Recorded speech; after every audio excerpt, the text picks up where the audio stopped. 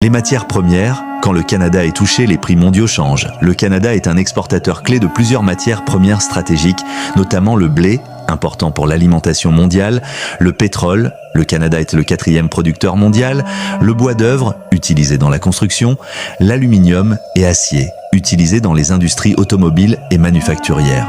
Si Trump impose des taxes de 25% sur les importations canadiennes, cela signifie que les entreprises américaines vont payer plus cher pour acheter ces matières et donc elles répercutent ces coûts sur leurs clients, ce qui entraîne une hausse des prix aux États-Unis et dans le monde entier. Exemple, si le prix du blé canadien monte, le pain devient plus cher en Afrique et en Europe. Si le prix du pétrole canadien monte, le carburant devient plus cher dans le monde entier.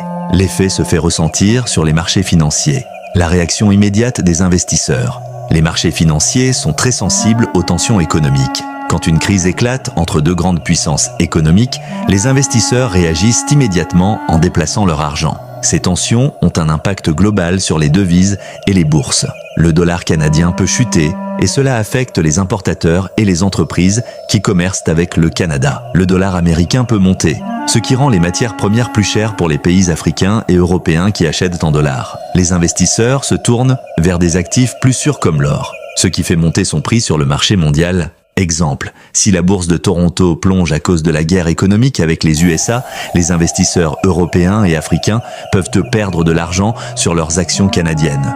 Si le dollar américain monte, les pays en développement paieront plus cher pour importer du pétrole et du blé.